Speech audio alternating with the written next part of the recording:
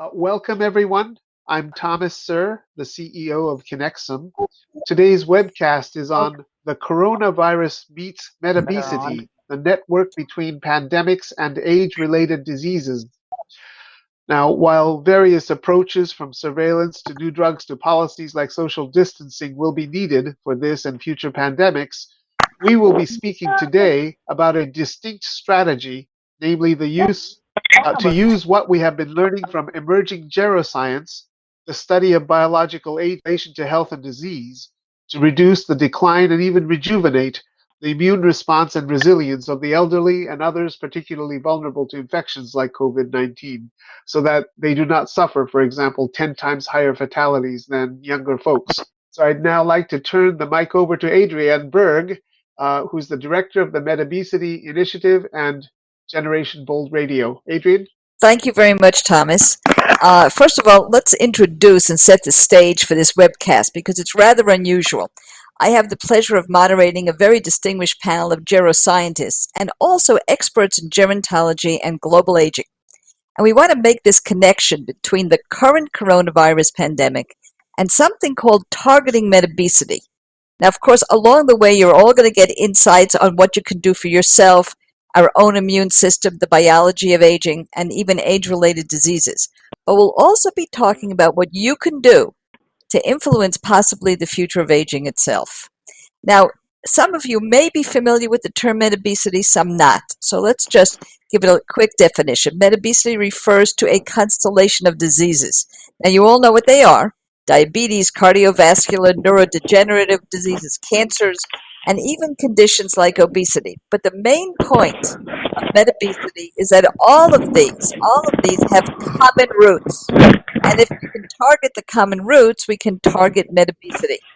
Because targeting metabesity refers to this growing effort among geroscientists, and now we hope spilling over to other experts in aging and professions that deal with aging, to target and stop working in silos, not only among diseases, but even among the different types of professions. So this webcast is going to give you a taste of a really wonderful conference that's taking place at the Carnegie Institute in October 12th through 14th. We call it Targeting Metabesity. It's the third such conference, but it's the first that's following a pandemic of these proportions that prejudicially targets older adults. The details are very easy to find. You go to metabesity2020.com. And I think that after this webcast, you're going to want to learn more about metabesity and targeting metabesity. So let's begin with our first panelist. I'm going to call on you, Dr. Nir Barzilai. He's a geroscientist. He's one of the leading experts in the biology of human aging. He is the lead conductor of a very famous study, centenarian study. He's the director of the Institute for Aging at Albert Einstein College of Medicine. And let's kick it off with you giving the basics here. Why do you and other geroscientists feel that this idea of targeting metabesity could prevent the type of pandemic we're experiencing right now? Terrific, Adriane. Thank you so much, and thanks the Metabesity initiative. I think, unfortunately, with this situation, we have actually an opportunity to maybe change the world. Certainly, be prepared for the next epidemic if it comes. And just very quickly, I want to set up just the basic data of what happens to the elderly in this epidemic. And on the slides, let's go clockwise, and let's start on the upper left side. This is the first data that shows death by age.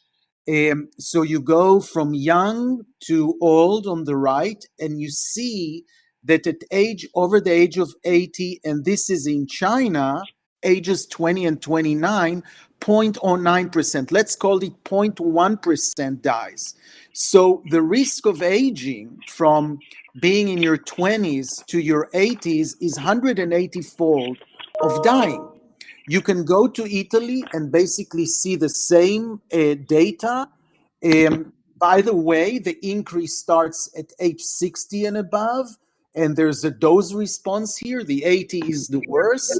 And you can see on the bottom right the data that came recently from the United States, and this is changing by day. However you look at it, the older, the very old, are at risk of dying. And let me just say that those are the guys that for their ICU bed, we are doing to manage the ICU bed is why we're on treatments and the the results on the economy. The panel on the left shows really the percentage of older people that have disease or die from the disease. You see that most of the cases are between ages 50 to 60. So the elderly have, in Europe, by the way, they have less of the disease, but in red, you see that they're dying more. Okay, so it's like 50% of the people above age 80 and 35% of those 70 to 80. Interestingly, Italy has the highest rate, and we think it's because the elderly Italians are really interacting with their families very closely. Germany has just as many older people, but they don't get the disease. And so the death rate in Germany is much less. Not the numbers, but the death rate is less because the elderly somehow don't interact with the young as much, just to keep in mind. So this is kind of a snapshot. So let's move on. Is there anything hopeful about aging that is relevant to this epidemic? And between me and Joan later, we're going to make the following points. First of all, aging has a biology, and this biology can be modulated. It's flexible. It can be targeted. Gero-protectors or gerotherapeutics or drugs that are targeting aging can impact the immunity that is declined with aging, and also increase the resiliency of the older body for the disease. So there are two things that targeting aging can do. One is more specific, and one is just to increase the ability of the body to find. And we're going to provide two examples that suggest that drugs that can be tested immediately in order to show our point. So in the next slide, let me make 3 points. The relationship between death and age of many of the diseases that are out there in the right. And notice that the deaths are on a log scale. So if you look at heart diseases in light blue, the rates goes from 5 to 5,000 per 100,000 per year. So it's a 1,000-fold increase. And so is heart disease, and so is diabetes, and so is all the metabesity world here. But let me bring in pneumonia. Pneumonia, here in this dark green color, is really the indication that will be put on the cause of death of people according to how we assign them now, less than perfect way. But basically, if you look at pneumonia, it goes from 1 to 1,000. Okay, so there's a 1,000-fold increased risk of dying from pneumonia. And so we all already know that that's what people with corona are dying from. They're dying from things that will assign of pneumonia, whether it's primary or secondary pneumonia or ARDS or any other lung disease. Next, I want to make the point that our effort is to do a study that I'll talk about briefly later and maybe in a discussion that's called TAME. It's going to be launched by AFAR, hopefully this year. We'll see how it goes, and I wish it was on already. But the TAME study is aiming to show that we can flatten the rates of diseases by targeting aging itself. This I took out from the Nature yesterday, pretty much, that that talked about the multimorbidity, totally ignoring the biology of aging as part of what's going on. But if you see what happens with to the percent of the population that have comorbidities by age, and the darker the color, the more comorbidities they have. So in the black box that has the little tag, you see that at least half of the people over the age of 65 have 2 or more comorbidity. So when somebody says there is aging with increased comorbidity, in my mind, they're saying the same thing. This is how we measure aging. Now, if you're at age 65 and have 4 conditions, then you're aging more rapidly than those at 65 who don't have condition. So you have to understand, for us, what we're seeing is not the silos, okay? We're seeing the aging as a cause of all of them. So this is the bad news. Let me talk about the good news now. There is a science that's called geroscience. It has matured, and I think it's doing really well. We have really the best scientists in the world who are interested in that. And basically, what the geroscientists came up with, and this is work in progress, on the left is the hallmarks of aging. And you have there 8 hallmarks of aging. And there are 2 things I want to say now, because I'm not going to take you through those hallmarks. So the first thing is that you can see that immune dysfunction on the bottom left and inflammation on the middle right are 2 of the hallmarks. And they're very important for this coronavirus, because the immunity of the elderly declines, and some of them seems to recover or do well until they have a very bad inflammatory response, which is accompanied by the severe lung disease. So those are 2 of the hallmarks of aging. But you can see the interconnectivity between each one of those hallmarks. In fact, each of those hallmarks can be targeted, and by targeting any one of them, we can get improvement in others. So it's important to realize that we need to target as many as we can, and in combination, because it's not only, even in the corona, it's not only the immune dysfunction, it's not only inflammation. We have to increase the ability of the body to sustain this severe sickness.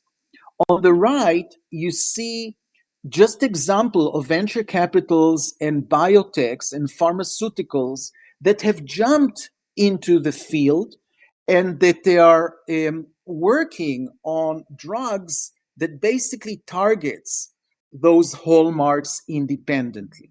Now, our efforts have resulted in those 2 major things on top. First of all, health span. And I want to really underline or redden the health span. We're interested in increasing lifespan. The lifespan has been a measurement for us, and it's usually related to health span. But it's not that we want people to live forever or to live long necessarily. We just want to target the relationship between aging and diseases. And this has been extended in numerous animal models, but in numerous of methods. And we're talking about experiments in worms and in flies and in mice and in rats and in monkeys.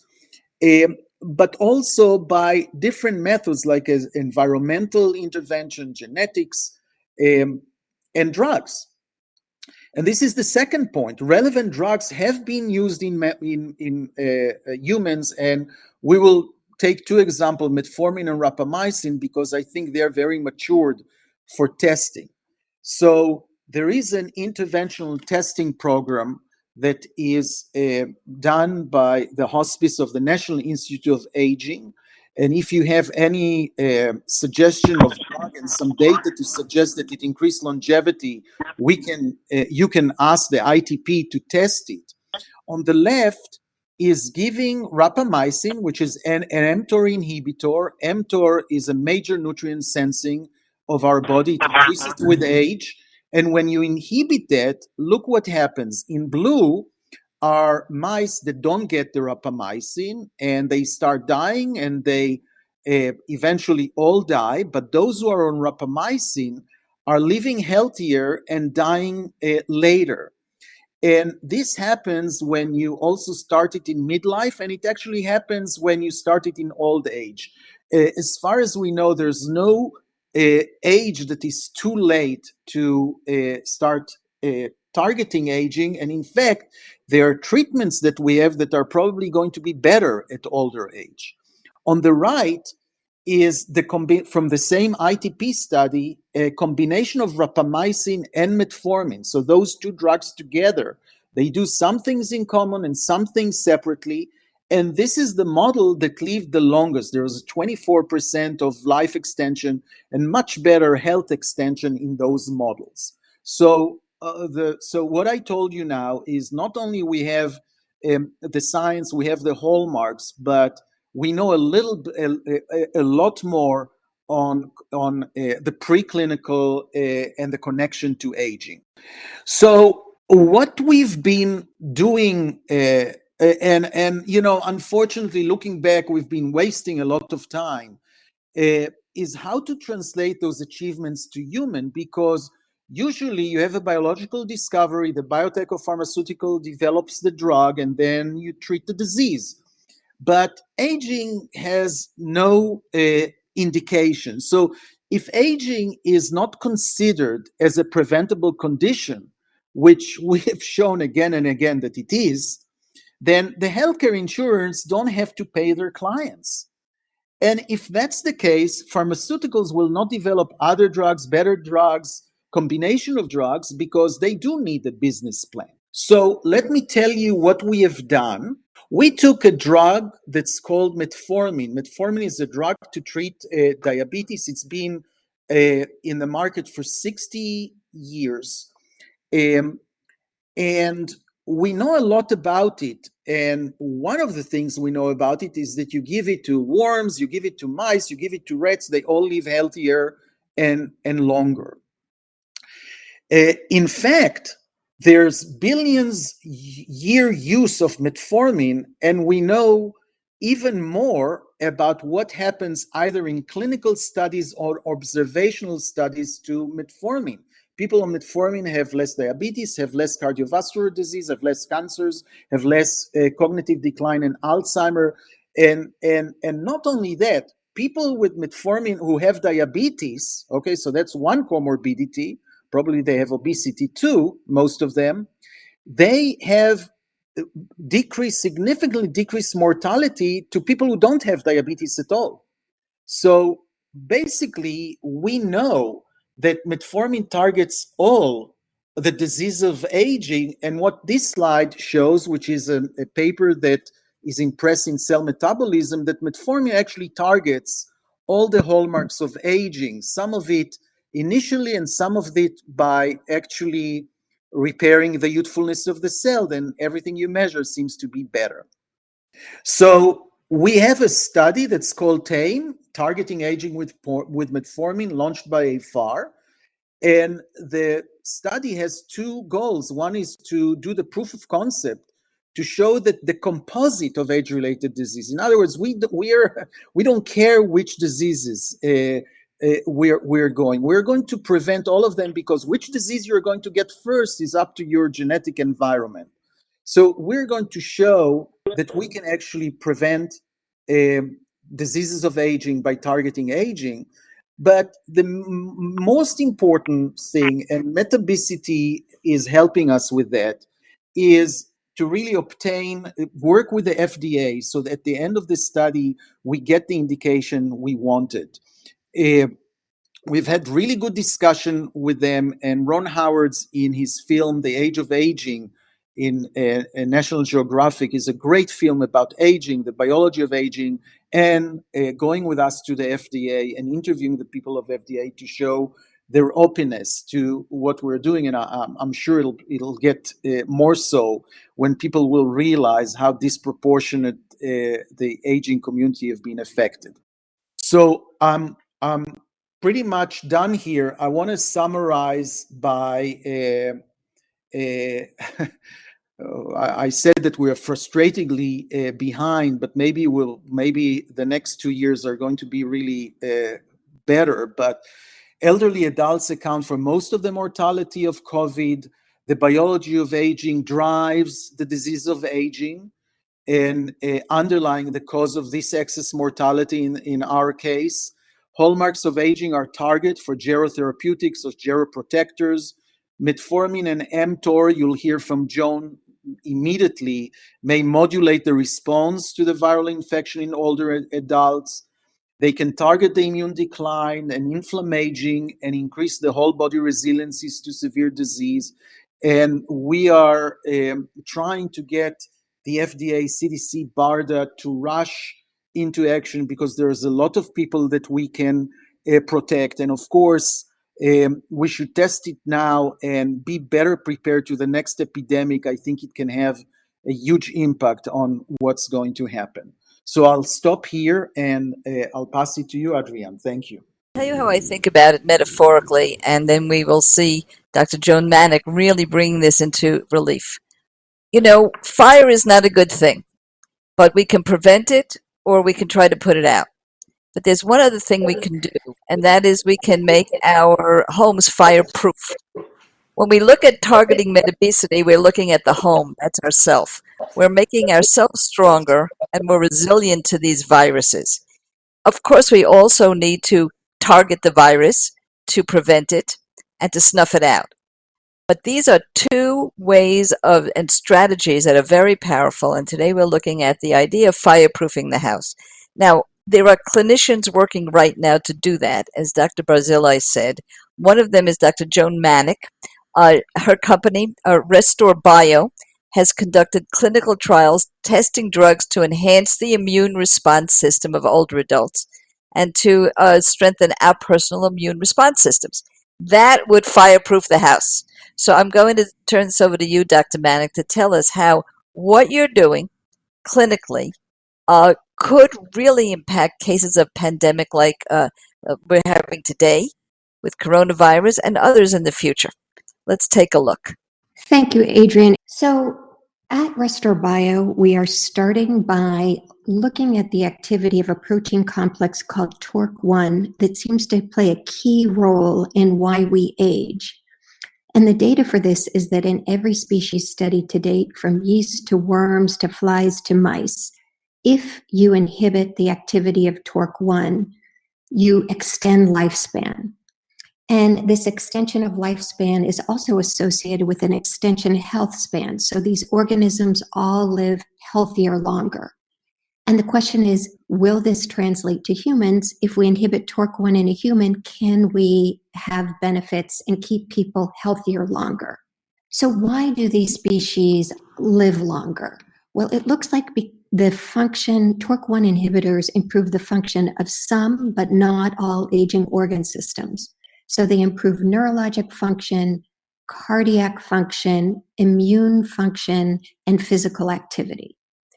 And we're focused first on whether we can improve the function of the aging immune system, because if we can do that, we can prevent infections in the elderly, and particularly respiratory tract infections, which we all know now in COVID-19 pandemic are a leading cause of hospitalization and deaths in older people.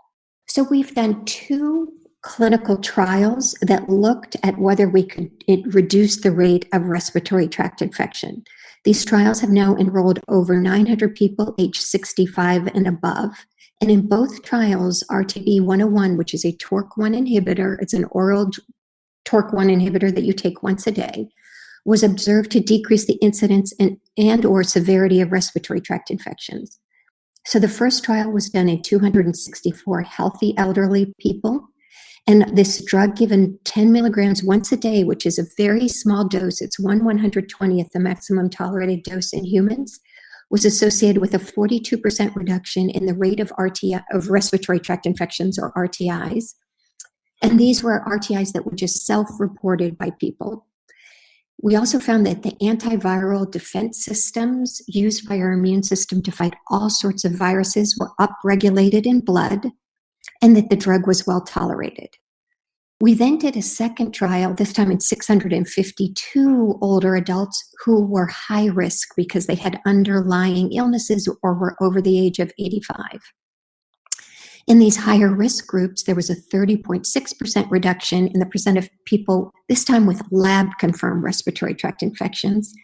And there was even a greater reduction in the percentage of subjects who had severe symptoms during a respiratory tract infection. And there was a 5-day alleviation to the time to alleviation of moderate or severe symptoms due to laboratory-confirmed respiratory tract infections. And again, the drug was well tolerated. We did a third phase 3 study that I don't have here, where we didn't look at laboratory-confirmed respiratory tract infections, but instead respiratory symptoms. And we didn't have any effect on just respiratory symptoms, irrespective of whether they were due to a lab-confirmed RTI or not. So it looks like our drug is really focused on having an impact on infections that are due to viruses. So the question is, why are we having this benefit? Why have we seen this reduction in respiratory tract infection incidence? So we looked at the expression of genes that our innate immune system uses to fight all sorts of different viruses. And those are all these different colored genes that you see on the right-hand side of this graph. And the increase in expression of those genes in placebo is shown by the dots on the left side of the graph, and the increase in expression in people treated with RTB is seen on the right side of the graph. So you can see there's a lot more increase in expression of these genes in people who get our TORC1 inhibitor, RTB101. So what are all these genes and what do they do? So this is a slide of a replicative cycle of a virus like COVID-19 inside cells. And all those green boxes are highlighting genes that our bodies use to fight different steps in these viral replicative cycles. And so what we're doing is targeting all sorts of steps that the virus needs to reproduce itself and go and infect other cells. And so many different genes getting upregulated gives the body a better chance of stopping these viruses from replicating. And these green genes fight not just one specific virus, but many different respiratory viruses. So we then looked at what were the specific viruses, because it turns out in older people, almost all respiratory tract infections are due to viruses. You can then subsequently get a bacterial superinfection, but the initial infections causing respiratory tract infections are almost always viral. So here's the viruses that were causing the infections in our phase 2b trial. The number of infections caused by each virus in the placebo group is shown in gray, and the number of viruses causing infections in the RTB treated group is shown in blue. So of interest, we had fewer coronavirus infections, and then other viruses, rhinovirus, influenza B, and respiratory syncytial. This is what you would expect in a drug that inhibited pan-antiviral or induced pan-antiviral immunity. I think there's some viruses such as influenza A where we don't see that effect, but given the small numbers, some differences in treatment groups are just who got exposed to a virus in one treatment group rather than another. But I think in general, what this shows is there may be benefits for coronavirus infections in older adults who are given TORC1 inhibitors. A key thing if you're giving a drug to prevent illness is that you don't cause a lot of side effects. And the good news is this low dose of RTB101 was very well tolerated even in high-risk elderly. You can see in this slide the severe adverse events in serious were very comparable in placebo and RTB101, suggesting this has a good safety profile. So in summary, I think our studies are showing some of the potential benefits of translating this science that is really boomed in the preclinical space, showing that targeting aging biology, and I should say TORC1 is a key metabolic regulator and is part of this metabesity syndrome, targeting the pathways underlying metabesity. Targeting these fundamental pathways open up a whole new area of medicine to improve resilience and the function of aging organ systems, including the immune system, that can help provide new therapies in situations like the COVID-19 pandemic. In randomized double-blind placebo-controlled clinical trials now in almost 2,000 older adults, we've done to look at the safety and efficacy of TORC1 inhibition. In the phase 2b trial, this drug was observed to be well tolerated, upregulate innate antiviral gene expression, and reduce the incidence and severity of laboratory-confirmed RTIs caused by multiple viruses, including coronaviruses in people age 65 and above. So there's the potential that this has could decrease severity of COVID-19 infections in people age 65 years and above. We don't know. COVID-19 wasn't circulating at the time we did this trial, but I think it's important that we test these drugs really urgently, not just RTB101, but the many different drugs that people have developed that may have benefit in this pandemic, and that we really need to move into clinical trials urgently. So thank you. So thank you, Dr. Mannick. I want to ask you a very, very quick question here. All over the news, we have Dr. Fauci of the NIH also talking about doing things as quickly as possible and getting vaccines to the public and doing randomized controlled trials. He just mentioned that yesterday. People in general never knew what a randomized controlled trial was. Now we all know. The fact is, though, that I think you're saying we can do this also with Metabesity style drugs, not just with those that cure, but those that can prevent or strengthen. What's the barrier? Is there a barrier for speeding this to market? There's a huge barrier right now, even for targeting. The fundamental reason why people who are older are dying of COVID-19 is the metabesity aging biology. And there is so much that needs to be done to sort of strengthen not just the immune system, but the overall resilience. And there are so many trials that need to be done. And even though Tony Fauci, it's great, he wants to do the randomized placebo-controlled trials, but so many aren't getting done. And there's this fear of, oh my gosh, what if it doesn't work? Right now, we just have to do the experiments. Not all experiments work, but it's so urgent to get these trials, good data with randomized placebo-controlled trials with many different irons in the fire to figure out what we can move ahead to protect us from this as well as future pandemics. Well, we're going to use this right now as a bridge to our next panelist, Dr. Lauren Steinman. Now, Dr. Steinman is also, by the way, the co-chair with Dr. Alexander Fleming of the upcoming conference, Metabesity 2020, Targeting Metabesity 2020. Another plug, please go to the website, metabesity2020.com, and learn all about it. Dr. Steinman has led the Stanford Immunology Department for a decade. He's an expert in our immune system.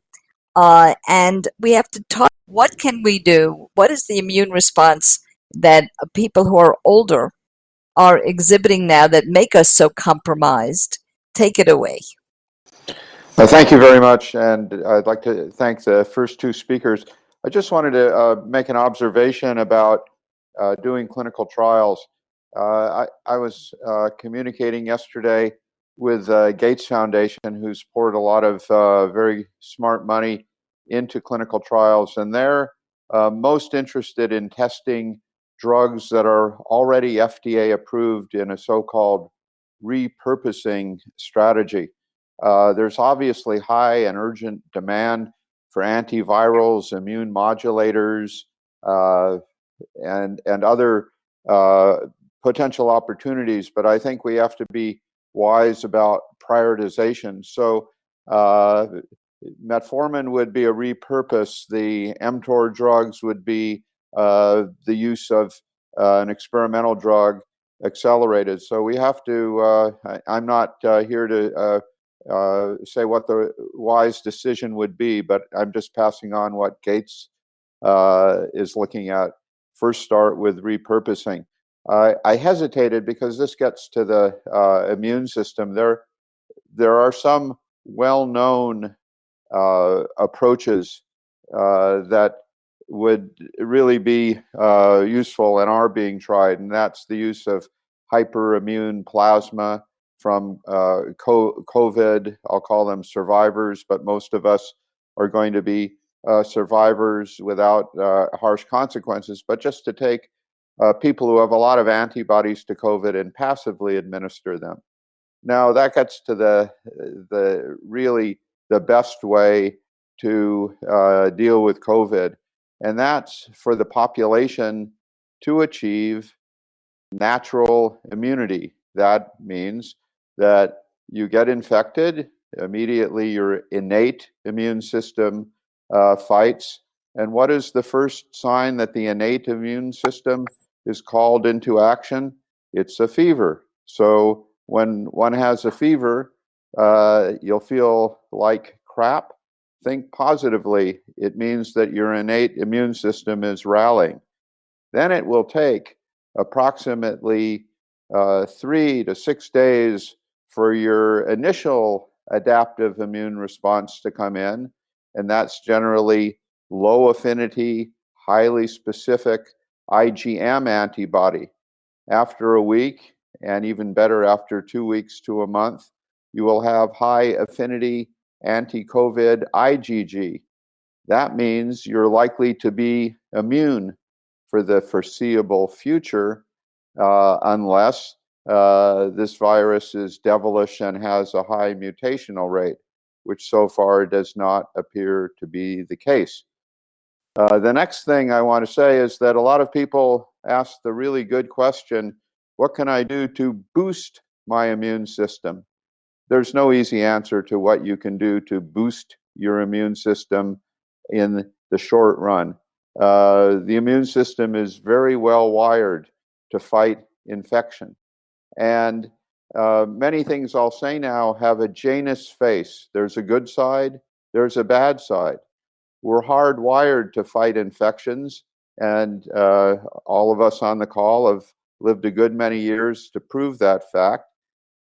But I would have to say that one of the causes of the final bad outcome, meaning death, is sometimes an overactive immune response, a so-called cytokine storm, where the immune system makes too many immune mediators that are supposed to gang up on the microbe, in this case COVID virus, but instead those mediators damage, in this, we call it bystander damage. The diameter of the bomb is not only the target of the bomb, it's the widespread neighborhood around it, which in the case of COVID would be your lung.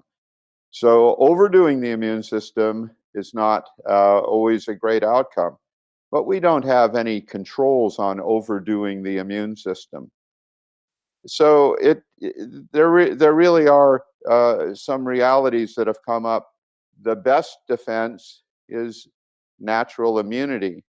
And the best defense in a year will be Jennerian, I'm talking about Edward Jenner, vaccination that will, without giving us the infection, rev up the immune system in that highly specific, elegant, and game-changing way that regular immunizations do for us against tetanus, against polio, and to a large extent against influenza. So in a year or a year and a half, it might take longer, we'll have many of the important defenses. We'll probably have a vaccine. Many of us will have natural immunity, which contributes to the herd. It's wonderful to think of us as a herd. It's good to have a herd mentality when speaking about this epidemic. But those are my main messages. Just to summarize, if we have to prioritize, at least the Gates Foundation, first priority is repurposing approved medicines. The second issue is be thankful as you fight. If you get infected, the fever means you're tuning up your immune system, and then over a pretty short time course of days to weeks, you'll get good immunity and you'll get through it. The other issues about making your immune system stronger, etc., are aspirational. And probably the best thing you can do anyway for longevity, despite all of the data about medicines. Enjoy your family, enjoy your partners, eat well, and get some exercise. And I think that most of us understand that. But those are probably the biggest drivers of preventing some of the outcomes of metabesity. And we should keep that in mind in the long run and for populations, but also for ourselves as we undergo this sort of privileged situation of sitting at home. As the mayor of Atlanta just said on CNN about an hour ago, we have books, we have cable TV, we have the internet. It's not the Blitz of London during World War II. It's not a genocide like Rwanda. So we should not act like this is the end of the world. It's not. That's what I have to say. So what I'm going to be asking everybody to do is, when we listen to our next two panelists, very importantly, we need your help to get our message about metabesity across. It's a very easy thing to do. You simply go to metabesity2020.com to contact us, and there's plenty of room there for you to say your piece about what more you'd like to know and how quickly you would like to see issues of aging unsiloed from various diseases, and instead create a focus both in science and behavioral science, and even in news coverage with regard to aging itself. So that's metabesity2020.com. You'll also be able to see how to register for our conference coming up. All right, now I'd like to create a different scenario, a different point of view, because we're going to speak now with Dr. Kathryn Hyer. For those who don't know, there is a whole world of aging, the world of gerontology, led by gerontologists who bridge the gap from the sciences that are in the laboratories and in the clinics and the clinicians to us, who are the folks that are being focused on. So instead of looking at being older and getting older, they look at who is old and what does that mean. And right now, I'm going to speak to Dr. Kathryn Hyer. She's the president of the Gerontological Association of America. She works with senior congregate care. She has lived through the delivery of crisis services through many hurricanes and others. She knows what's going on in the nursing homes and assisted livings. And of course, that's where there's a lot of focus and there's also a lot of fear. So, Dr. Hyer, you take it away now with regard to a myth we have, which is that older adults are all siloed in these nursing homes, which are a petri dish of coronavirus. Thank you so very much. And Adriane, thank you very much for this opportunity. For all of you who are on this conference call, I just want to tell you a minute about the Gerontological Society of America and why I'm so pleased to be part of this panel. The GSA is celebrating its 75th anniversary. And we had 75 years of researchers, academics, clinicians, interdisciplinary research, interprofessional research, and across the whole age span, all of whom focus on aging. I'm so pleased that the panel actually includes a number of our GSA members, and I'm hoping that the audience includes multiple members as well. And these individuals are very active in the field of both metabesity and geroscience, because this is aligned with many of the interdisciplinary members we have. GSA actually has an interest group on this topic, and at the last annual meeting, I'm happy to tell you that Aging as a Disease was a standing room only presentation. And obviously it was Age is not a disease, but the issues of biomedical aging. So for many of us in gerontology, we're excited about this science. But to answer your question, this work must begin to realize, and I think it does, the previous presenters were clearly talking about a range of biomedical issues, but the work must recognize the range of older adults. We in gerontology talk about aging as an interesting phenomenon because as we age, the diversity actually increases. There's not a homogeneity in this group.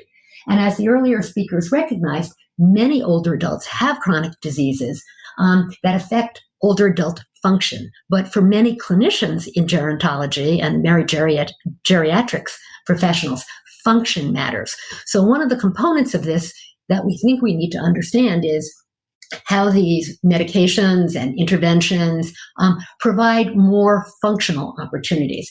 And this slide I'm presenting that you can all see now, for those of you who are on the phone, it's basically a circle. It presents where people leave, where people get services after a hospitalization. So this would be the post-acute care kind of services, long-term care settings. The bottom half of the slide represent both skilled nursing facilities, which are called post-acute and long-term care facilities, and inpatient rehab. Those are two of the places that people go after being discharged from a hospital to continue to regain their function, to get skilled services. The first part of the slide, or the top half, represent both assisted livings and home, and both of those are actually considered community.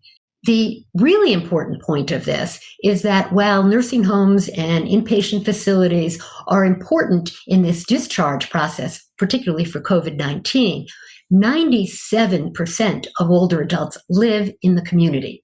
Only 3% of adults actually live in nursing homes, and about another 2-3% would receive short-term therapy in nursing homes on any given day, which means that over a lifetime you have more exposure. But only about another million people live in what we call assisted living communities. So what I really am trying to emphasize is that people live in the community. And the community is where these services, where people want to be. And the important part of that is that in the community, individuals want to be able to be fully functional. They want to be, as Dr. Steinman just talked about, they want to be members of their family. They want to be having relationships with their grandchildren, but also their neighbors. They want to be giving service as well as potentially receiving service. So I think it's really important that we focus on the range of abilities and how people can use these wonderful possible ways of increasing our immunity, decreasing the inflammatory response, increasing our ability to not get COVID-19, but how that really translates into functional, ongoing work for older adults. And obviously, the COVID-19 is disproportionately affecting people in congregate settings. It is a virus, as our previous scientists have so well explained.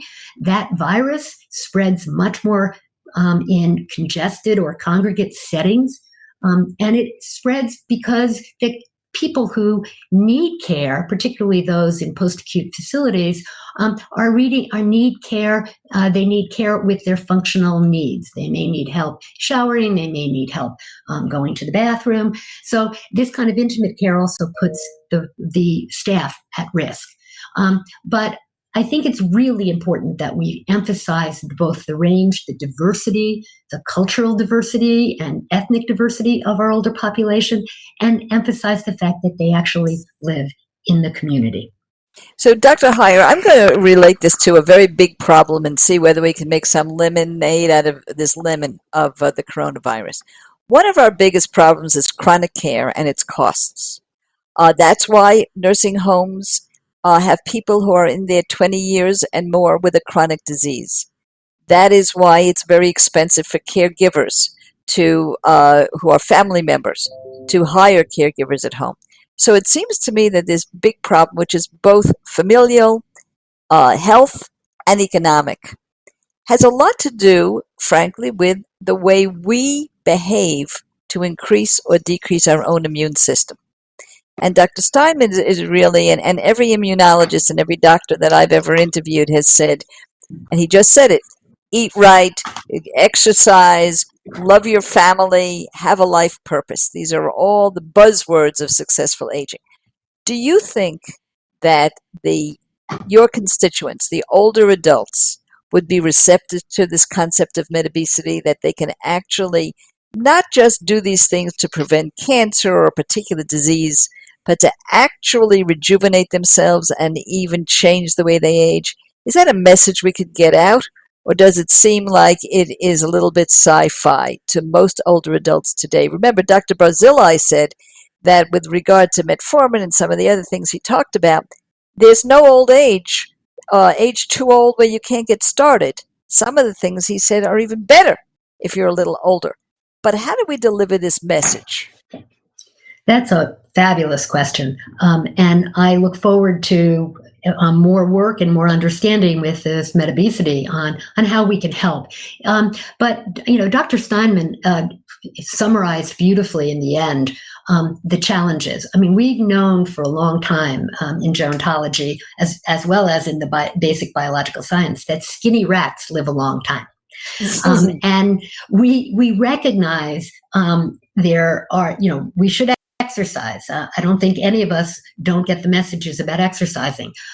However, there really is an issue of people's behavioral response to information. The good news is that over the course of the last 20 years, if we were to look at what in gerontology had been a big argument, whether we were increasing life with more years of disability or increasing the life with more years of function and then fewer years of disability, we seem to have been doing more years of life, more years of ability to function well. And there are people for whom they have a real problem with functioning for a long time. But I do think we're open to the message. I do think older adults have responded. I think we need to join hands and not only teach it to older adults, but have this be an intergenerational. It's important for me to emphasize that, GSA has members who not only do research over the life course, which means how does your childhood or the effect of nutrition influence you or deprivation influence you over your life course.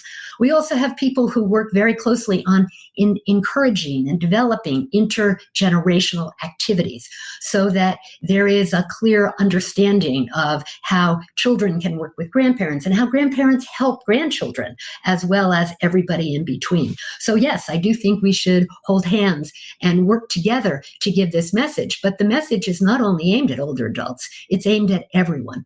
And one of the other activities I've been very active in is trying to get public health to realize its role in increasing their recognition of older adults. We know that we know that the demography is there, but not all public health offices or states are focused on ways to increase healthy aging, building parks that encourage work, having people continue to have opportunities for cognitive stimulation. I mean, there's a whole range of activities that we need to do in public health.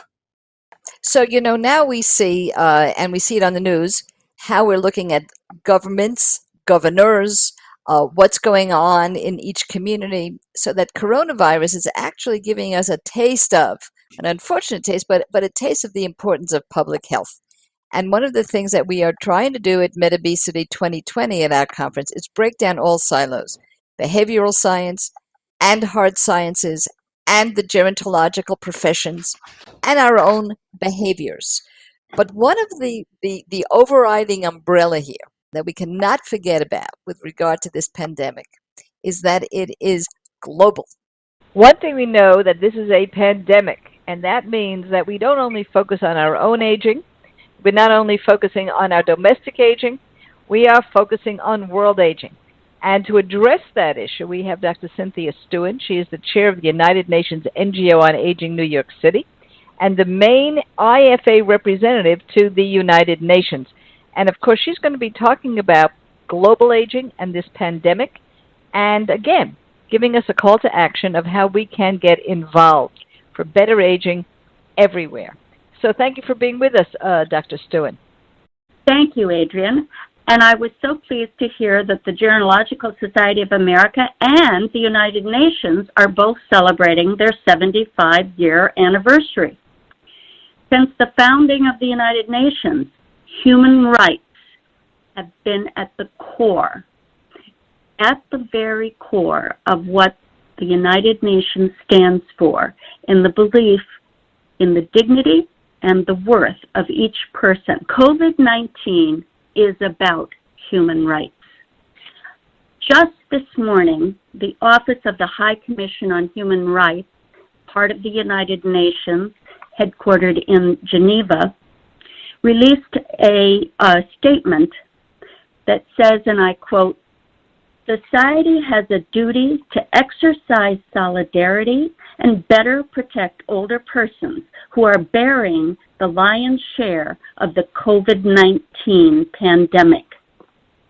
I want to just reinforce that what I'm hearing in some corners of the globe are about the most outrageous, ageist attitudes. Ageism is alive and well, discriminating against older persons. Are we a society who places higher value on some individuals just because of age? As I mentioned, there are some ugly rumors out there about older persons already a drain on society, are not productive, and therefore should be sacrificed with the COVID-19 pandemic. I want to just back up to 5 years ago when the United Nations, all 193 member states, passed Sustainable Development Goals, better known today as Agenda 2030. These 17 goals range from eradicating poverty, eliminating hunger, to Goal 3, which is about health. And it's about ensuring the health of all people to promote the well-being.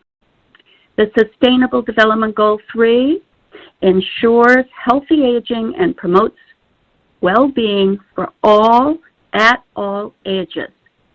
And as Dr. Steinman mentioned earlier in this presentation, he actually singled out the issue of life course immunization. This is especially important during the pandemic, but as we move forward, recognizing that life course immunizations, oftentimes we just think of children or if we need to get a tetanus shot, but we're talking about the immunizations such as for flu, pneumonia, shingles. All of these can have a great opportunity to keep people healthy. And just as the non-communicable diseases have a strong link to alcohol or tobacco use, poor diet, physical inactivity, there's great potential here for the Metabesity movement to address issues of diabetes, obesity, heart disease. I'm so pleased that the World Health Organization is launching the Decade of Healthy Aging, which will run from 2020 to 2030. It actually will be the theme of this year's International Day of Older Persons, established by the United Nations.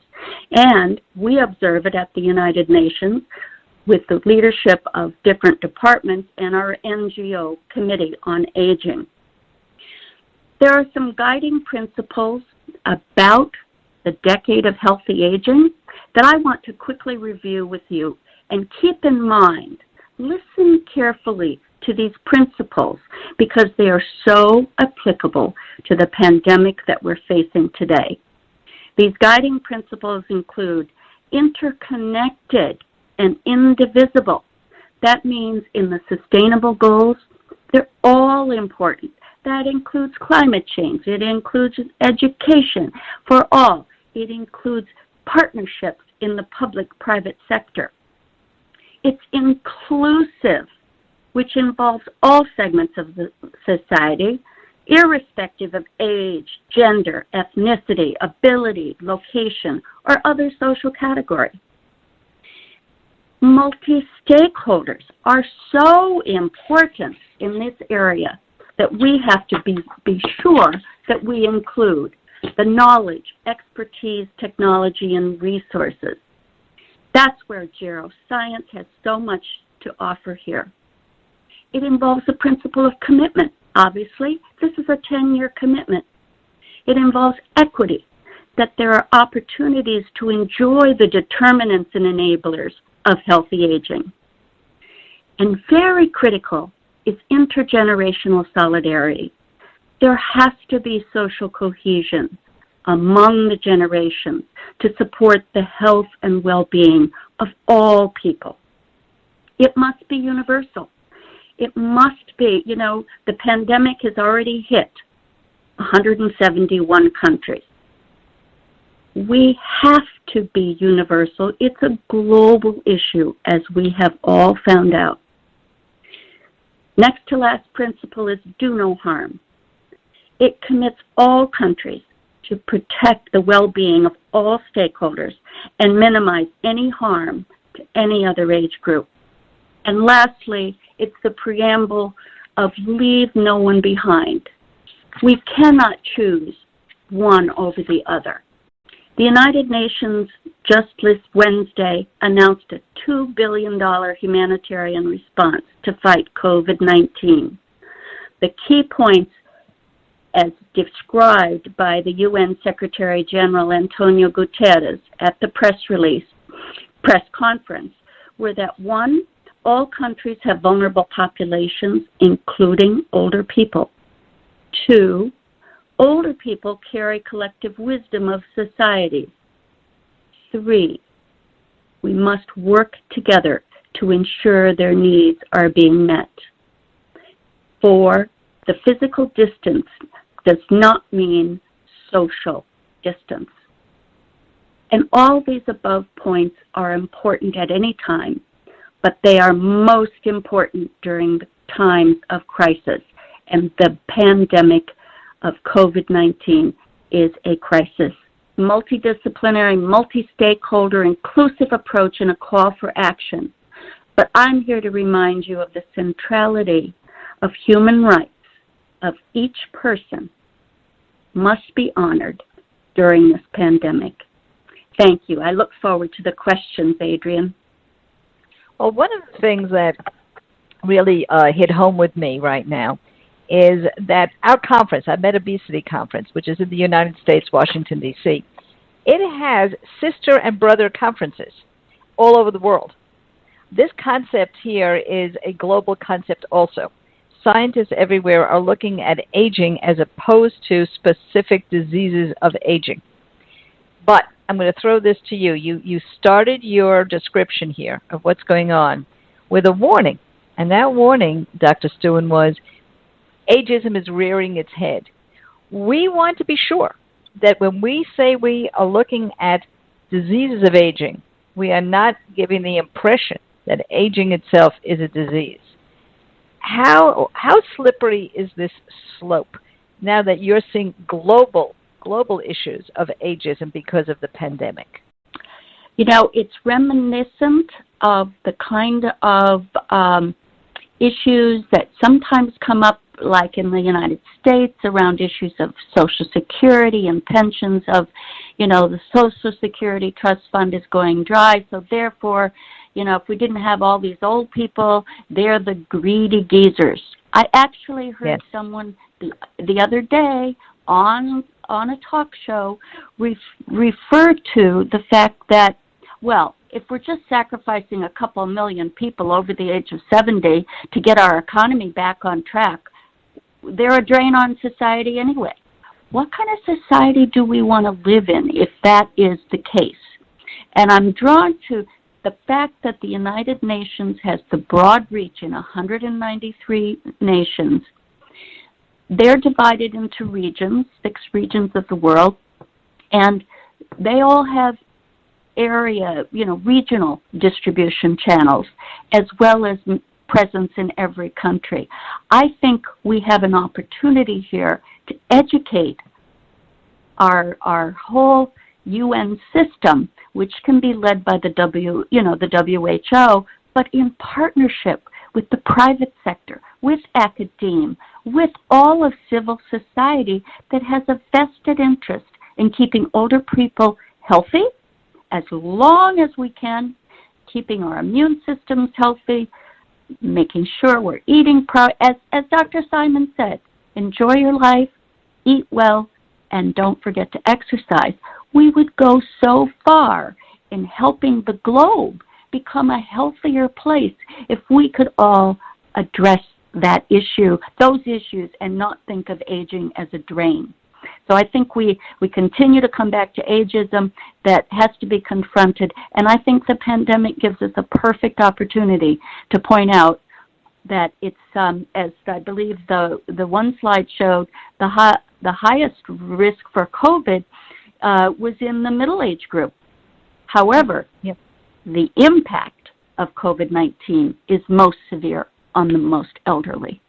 Thank you all. I'm going to thank our panel now, but I'm not letting them go because we're going to open for your questions in just a moment. And as Dr. Stuen said, we are going to have a global dialogue. That global dialogue will be targeting metabesity. It all starts in Washington, D.C. on October 12th through the 14th at the Carnegie Institute. Please go to metabesity2020.com. If this has been enjoyable to you, you ain't seen nothing yet, as it's been said. And now to our questions. Joan Mannick, who just wanted to say a word here. I would right? say, Larry, I think saying this isn't real is not perhaps fair. You know, we've dosed over 2,000 people with TORC1 inhibitors. They upregulate antiviral gene expression, decrease inflammatory cytokines, which is really interesting because, as you said, you'd think if you upregulate immunity, you'd make inflammation worse. We don't. And in the trials where we've looked at laboratory confirmed RTIs and severity, it goes down. Granted, there was a phase 3 that wasn't lab confirmed where it didn't. So I think, and this is cheap small molecules, which BARDA keeps pointing out, you know, antibodies, we need things that are cheap that can protect wide swaths of the population, and metformin is cheap. I think there are many different shots on goal here, but to say, oh, the innate immune system doesn't matter, it's only adaptive. The elderly immune system, as you know, doesn't, neither innate or adaptive immunity is that great. They don't respond that well to vaccines. Our greatest benefit was in the oldest population with our drugs, maybe because that's the population that needs the most help with medication. Right. But this isn't not real. This is real. It may not work, but it's real. I'm not talking about real, unreal. I'm talking about prioritization. And if you're sitting at the top of the pyramid and deciding what should come first, second, third, or fourth, first should come trials that have to do with what's known and tested, hyperimmune serum. Second, repurposed drugs. Third, and metformin would be under repurposed drugs. Third would be experimental drugs that show high promise and not yet approved. So that's the reality I'm talking about. It would be great to take an unapproved drug and bring it into the clinic. I tried to get one through the wicket the other day with Gates, and they said, very smart, we have a couple of already approved drugs. Angiotensin receptor blockers look promising in certain things that they are privy to. That's all I'm saying is that get real means if you're calling the shots, wouldn't you rather test a repurposed drug before a drug that's not been approved? That's all I'm saying. And for me, no. It depends which one had the better chance of winning. One of our attendees notes that the National Diabetes Prevention Project showed that Americans are ready and able to change their risk behaviors. In other words, they will do some of the behavioral science we're talking about. With any of the rubrics that you've been speaking about, and any of the new ways of looking at aging metabesity, how far do you think we need to go, or you need to go as scientists, to translate what you're saying so that we're also willing to look at aging not as a disease, but as a whole, holistically, and do things both with regard to the drugs and our own bodies, starting when we're younger, not think about it as we go into decline, but that this becomes a focus because successful aging is something we really want to achieve instead of ignore. Dr. Hyer, I'm thinking that this is something right up the discussions that the GSA has all the time. I think GSA is very active in this, and I think one of the things that's important is that this become an opportunity for us to do research on on what kinds of information and help changes the behaviors. You're right. When you do individual trial after individual trial, at the margin, people behave. Some change dramatically. And this science is really important on that. I mean, I'm just sort of fascinated by what do we need to do in the very short term versus the much longer term. And I think a lot of the Metabesity stuff is longer term, although I'm getting convinced by this call that there's more than I ever knew about in the short term for COVID-19. I want to just add one thing. All of us are doing something terrible in the healthcare field, including pharmaceuticals. Think about the advertisement on television. You have a drug. By the time you looked at the advertisement, you're making a note, I don't want ever to be on this drug because it sounds like I'm going to be dead with this drug, right? But look at an advertisement of Coca-Cola or, I don't know, McDonald's, and you look at that and you said, I have to get this burger and French fries now. In other words, we are advertising to patients rather than consumers. And I think we have to make a better deal of making our subjects, our patients, consumers, because they're not getting the right message for us. But I'll tell you, from drugs like Joan and I were describing, if you come and say, look, this drug can delay your aging and improve some functions, okay? The side effect is, we are sorry, but you might even live longer. So we are apologizing. We don't know if you can afford it, right? I think that there is a way to do that better. It's really relevant for immunization against the flu, right? Elderly don't get immunized as well because they know that the immunization is not effective or not effective in 40% or whatever the number is. Well, what you have to do with elderly is say, whether it's effective or not, hospitalization is dropped by 90%. Now that's what the elderly don't want. They don't want to go to the hospital. So I think we have to do a better job. We have to think of consumers. And I think that we have actually an opportunity to package our delivery better. And let me say that you have the biggest market in the world, because when it comes to aging, that is everybody. So we have come to the end of our time. I'm going to thank our panel very much. It was really an overly exciting perhaps presentation. And I want to fulfill my promise. One of my promises at the very beginning was that you can personally make a difference in the future of aging. And I'd like to tell you how to do that. First of all, let's continue this dialogue. Tell your colleagues when you get our recording, share it, put it on your social media. Please visit metabesity2020.com, go to the Contact Us page, register your opinion, and I'm sure you've got opinions on everything that we've been talking about today. Your influence does count. When it comes to targeting Metabesity, we know who should get the message. Just give us the message you would like us to deliver. And above all, take a look at our conference. It is very unique. It breaks down silos between professions, between diseases, and between scientists and the public. That takes place October 12th through the 14th in Washington, D.C. And there's a lot of benefits for early responders. So thank you so much. We will end our talk right now. And thank you so much for the presentation. The Q&A have been terrific. Thanks the panelists, the moderator, Adriane, the attendees, and we wish you all a good day and a great weekend. Please stay and keep others safe, and we will get past this together. So thank you.